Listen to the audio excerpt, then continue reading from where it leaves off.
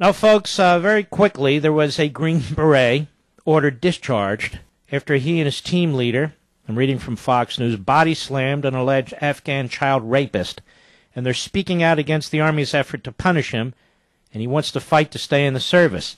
Kicking me out of the Army is morally wrong, and the entire country knows it, Sergeant First Class Charles Martland said in his first public statement on the case.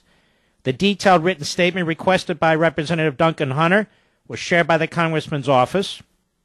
Martland's case has received renewed attention amid recent reports on the U.S. military's handling of child abuse allegations involving Afghan allies. In his statement, Martland gives a blunt account of the September 2011 encounter with a brutal child rapist, local police commander Abdul Rahman. He acknowledges the confrontation, but suggests the commander exaggerated his injuries and argues the boy's safety as well as American lives was at stake that day. Martland said the Afghan local police had been committing atrocities, raising concerns that many locals viewed as worse than the Taliban. And if locals returned to the Taliban, attacks against U.S. forces would increase. His team leader, Captain Daniel Quinn, also submitted a separate statement together. The accounts provide new and graphic details. And I invited Captain Daniel Quinn to come onto the program, and Captain Quinn is with us. How are you, sir? Good, thanks. How you doing, Mark? Thanks for having me. I'm doing well, and first of all, I want to thank you for your service, and God bless you. Thank you. Appreciate it. I would like you to tell us exactly what happened, if you can. Sure, no problem. Charles and I were out on a mission, and we got a call from our interpreter at our camp saying that a boy and his mother had just come to our base, and they had visible signs of assault and rape. The boy was limping, and the mother had a pretty bad black eye. And they had said that the boy was abducted by one of our local police commanders, Abdul Rahman, who chained him to a bed for 10 days to 2 weeks and raped him repeatedly. And when the mother tried to come and intervene, she was beaten as well. And then once they were eventually released, they came to our camp saying that they tried the local government, and they knew that they weren't going to get anywhere with the local government, and the only people that could help them out were us. And they requested assistance and just asked for our protection. So we then called the local commander Abdul Rahman and invited him to our camp. He came. We told him about the allegations against him, and he acknowledged them and said yes, that is true, that did happen. And when we started talking about how disgraceful this was, he started laughing in our face. And at that point, I picked him up, threw him onto the ground. Charles followed suit, and we both did this for a few minutes, and eventually, carried him out of our camp, and I threw him out of our gate and out of our front gate, and told him that if he ever went near that boy or his mother again, that there was going to be severe consequences. And that's the incident itself. And then shortly thereafter, we got a call from some of the other American forces in our area saying that they'd heard about the incident and kind of requested, came with clarification, and I admitted to it freely and said, yes, that's what happened, and here's why I did it. And the next day a helicopter came, picked Charles and I up. We were relieved of our command, and we were, spent a few weeks kind of going around from our company to our battalion headquarters throughout Afghanistan, and then we were eventually sent home early, and we're not able to complete our mission. Well, what did they accuse you of? Of assault. It was conduct unbecoming of an officer for myself, and for Charles it was of a non-commissioned officer, and just because we assaulted a local policeman, regardless of what he had done previous to that point. You roughed the guy up. That's what you did. It happens every day in the United States of America, and a lot worse if some guy's raping a little boy. Exactly.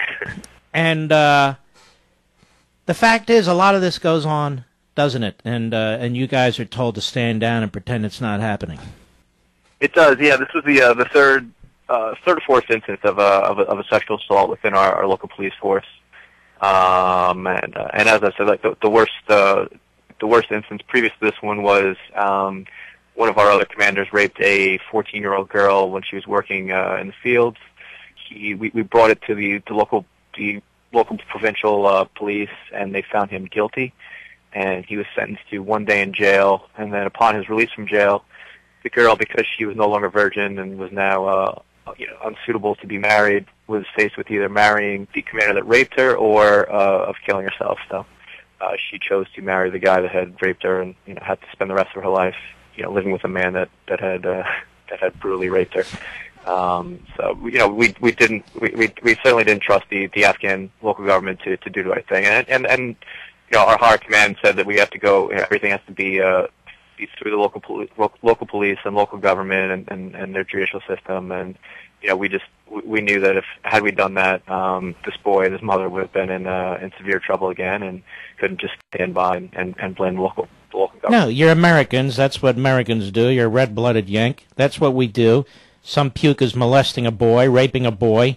We step in and we do something about it. What's bothering me here is, do we know where this order comes from, where you're supposed to pretend this isn't going on?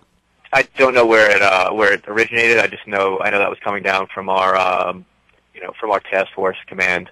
And after the incident with the 14-year-old girl when she was raped, and my commander called me and and praised me for showing restraint, and he did empathize that it had to be a terrible situation, but just said that our orders are to do everything through the government, and that's all you could do, and made sure that there wasn't going to be any repercussions against the individual that raped the girl, and that if the Afghan local government already gave him his punishment, that's what his punishment was, and we can't go above and beyond that. Well, I don't know why. Yeah, no. It's a state of war, is it not? Correct. So all of a sudden, if our so-called allies are raping and maiming, we're supposed to just stand still and honor their rule of law. That isn't rule of law. That's raping and maiming. Exactly. Yeah, and to blame it on a cultural difference or anything else, it's. I mean, you've just being over there, you see the look in these kids' eyes, and it just you can just tell that. I mean, their soul has been taken, and they've gone through a traumatic life experience, and it's not you can't just blame that on a cultural misunderstanding. That's a human rights violation, and certainly Charles and I felt compelled to prevent it as much as we could. Now, you were the team leader, correct? Yes, I was. Charles was the highest-ranking non-commissioned officer. He's the highest-ranking sergeant on our base, and I was the officer. So you're the captain, he's the sergeant first class, and you're both being drummed out of the military? After we got back to the United States, we were told that it wasn't going to be career-ending. My enlistment period was up about 7 months after that, so I opted to get out of the military at that point. Charles was given the option to re-enlist, which he took. However, because of the recent military drawdown, they're now going back and looking at anyone that has any kind of black mark on their record is coming under scrutiny, and they're not even examining the rest of the soldiers' military record. Charles is being drummed out of the military. Correct. He's being drummed out, despite the fact that his record is literally impeccable. You won't find any evaluation short of that he is one of the best soldiers in the Army. And they're not looking at that. He was recently rated number 2 out of 400 instructors in all of the special forces training instructors. So there's 400 instructors training new Green Berets, and Charles was rated the second best one of all these instructors. So How old is Charles? Charles is 32 years old. Mm-hmm. Are they going to give him a dishonorable discharge? It's not dishonorable, but there would be a code in there that would prevent him from ever coming back into the military or from another government position again. So if he wants to join the FBI or any kind of government position, there would be a code in there that would prevent him from doing so. This is so disgusting, it's beyond belief. As soon as I read this thing, I said I needed to speak to you guys. He'll be successful wherever he goes if this doesn't go through, but he was born to be a soldier. That's what he loves to do. That's what our country needs him to do.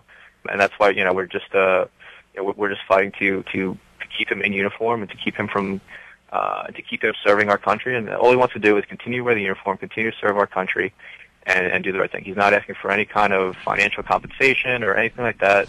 He just wants to continue to lead soldiers and to serve his country. I feel like here we have Charles being treated this way, and you were treated this way. And yet, the guy that goes AWOL, in my humble opinion, he goes to, his parents are at the White House, they're talking him up, maybe he had a certain type of mental problem or syndrome over there, and so forth, and slogans around the country. Here we have you guys, you see here, this boy's repeated rape, killing the police commander, he's laughing at him and asking, what are you going to do about it? You ought to do about it, and he's lucky he didn't do more. Right. And it wasn't like it was an emotional outburst by, all we were doing was making sure that he understood and that the rest of the commanders and the rest of the province understood that this type of behavior will not be tolerated. And as long as we're here and you're working with us, we're not going to let this happen. So is it the position of the Obama administration then that if men are raping little boys in Afghanistan and our soldiers hear it, they're just to put cotton in their ears and pretend it's not going on? Is that our position? Indirectly. I mean, our position, the standard line was, everything's got to be reported through the local government. And I had put each day our team writes a little report of kind of everything going on in our area, and I put all the previous sexual assaults and abuses in our area in those reports, and they had fallen on deaf ears. So it wasn't like we had been gaining any traction. And I tried to make a bigger deal of it, and it just, like I said, it fell on deaf ears. It was kind of more, it's their culture. But before we run out of time, because I'm about to, Captain Danny Quinn, are these orders written down? Where are they coming from? I do not have any, this was all on secret emails and all that, but no, I don't have any official orders. I know that, my battalion commander, Colonel Stephen Johnson, has been quoted as to, giving the gist of these orders, a few publications, and, his stance was that, we can't impose American values on the Afghan culture. Was his reaction to what we did. Well, we're not imposing our values on the Afghan culture, but we're not going to sit around and listen to these guys doing this stuff while they're on our base or outside the base.